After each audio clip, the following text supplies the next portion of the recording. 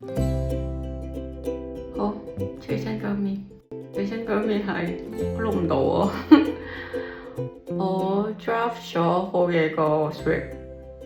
有唔同嘅 topics， 但係我錄唔到啊，出到嚟嘅效果唔係我想要嘅嘢，我錄唔到啊，所以我決定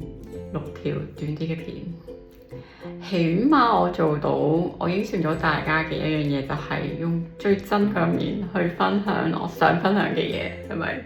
咁當然啦，我唔係淨係話俾大家知我錄唔到嘅，我想話俾大家知，我唔覺得呢樣嘢係拖延症，因為對於我嚟講係冇拖延症。我本身係一個想做到就會不停去做嗱臨去做嘅人。哪怕係要邊學邊做都好啦，我都會去做，甚至係做到停唔到，產生咗其他嘅問題，就係例如食嘢同瞓覺嘅問題。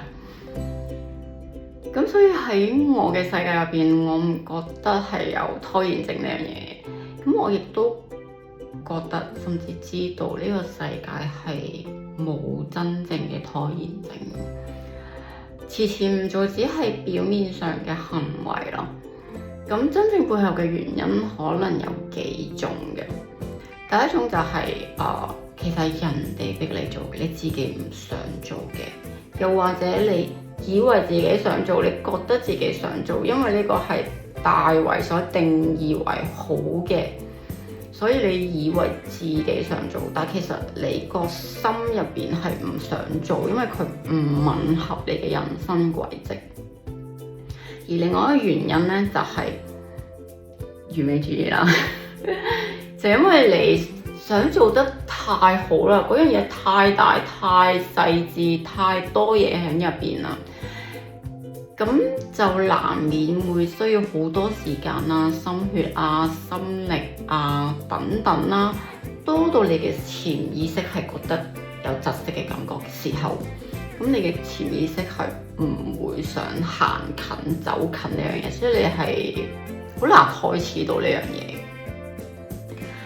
咁當然仲有一個原因就係你潛意識覺得你做呢樣嘢之後係有危機嘅、有危險嘅。一個簡單啲嘅例子就係，假設你同另外一個 friend 係好關係嘅，咁你想減肥，但係你同時又擔心你減肥之後靚咗喎，而你個 friend 會因為咁樣而唔開心喎，因為你知道佢係好中意食嘢嘅，減唔到肥嘅。假設係咁啦嚇，咁嘅情況之下咧，你嘅潛意識係唔會俾你減肥嘅，即係潛意識係咁樣運作咯。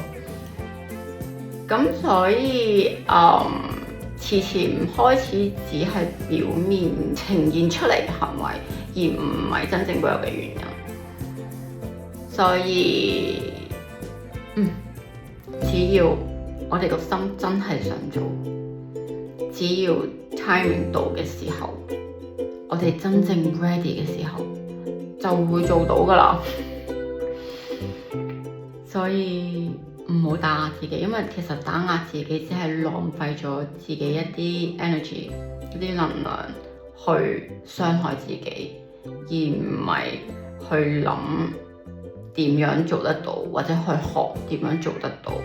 基本上用拖延症呢樣嘢去打壓自己嘅，只會令到成件事更加事倍功半，甚至係更加難做得到咯。所以對自己好啲，鼓勵自己多啲，